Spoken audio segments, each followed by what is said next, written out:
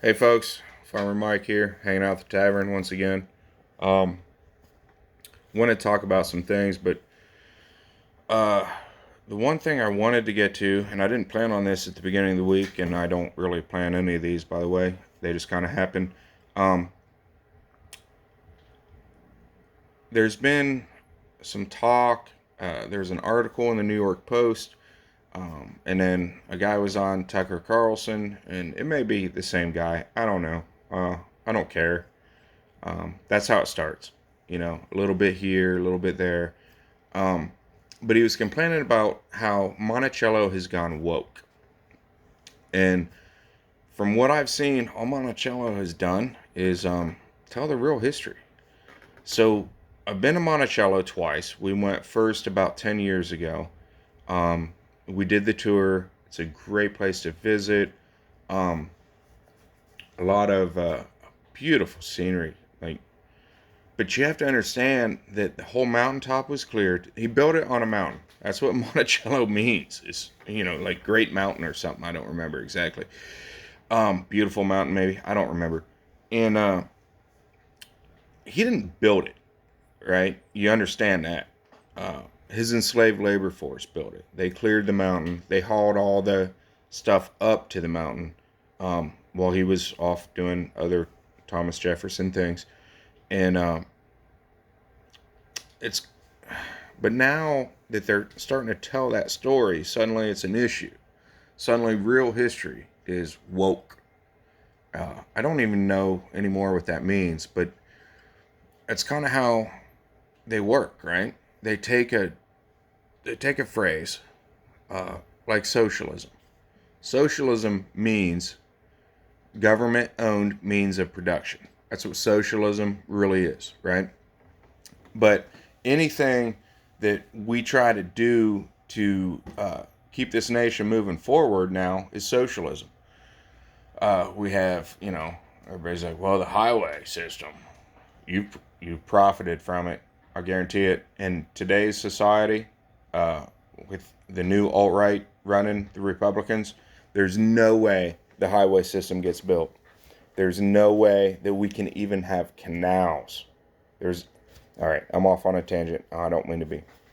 But not all history is woke history. If you look at Alexander the Great, he wasn't all that great, right? We understand that now.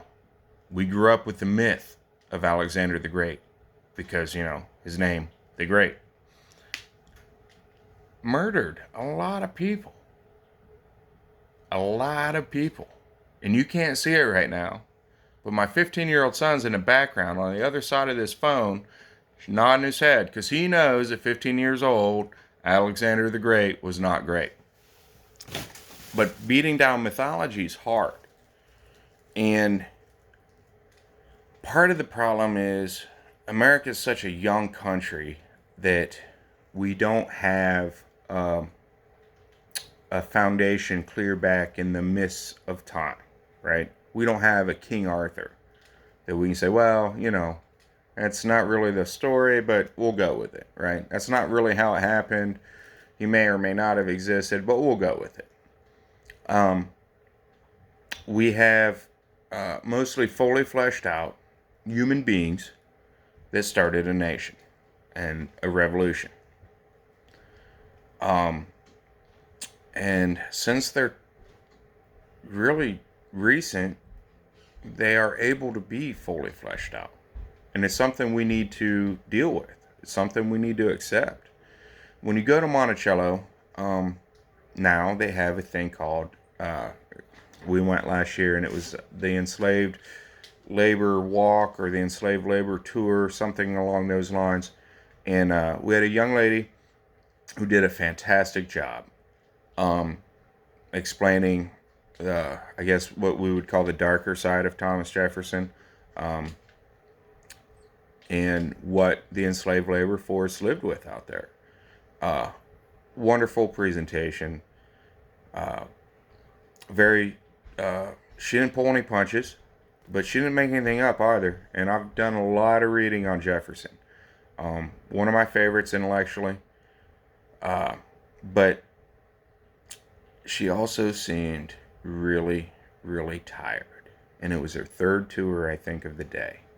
And she just looked flat out worn out. And I can only imagine what she'd put up with in previous tours. The previous two of the day, what she'd done up to that point in the summer. And that's the issue with mythology, is we have these myths built around these people. And when we get kind of smacked in the nose with the reality of who they were, we react negatively. And it's not about wokeism, it's just about history. And we can't. The funny thing about far right nationalism is they're totally capable of pointing out the flaws in every other nation around the world. But they can't look in the mirror. And they can't look in the mirror because, well, that's psychology and not my thing. But they can point to, when somebody says America dropped atomic bombs on Japan, and they can say, well, Japan was doing these horrible things in Manchuria and China and yada, yada, yada. And they can point to the history of the rise of fascism and what that led to in Germany and Italy. They can point to the downfalls of the totalitarianist state of USSR and this, that, and everything else. But they can't look in the mirror and accept what this country is built on and built with also. And part of it is that we want to give them the out of they were people of their time. They were men of their time. And to a certain extent, I agree with that. I get it. I get what you're saying. Yes, they were men of their time. But you're not. You're not a person of their time. And maybe you need to work on figuring out who they really were so that you don't make the same mistake.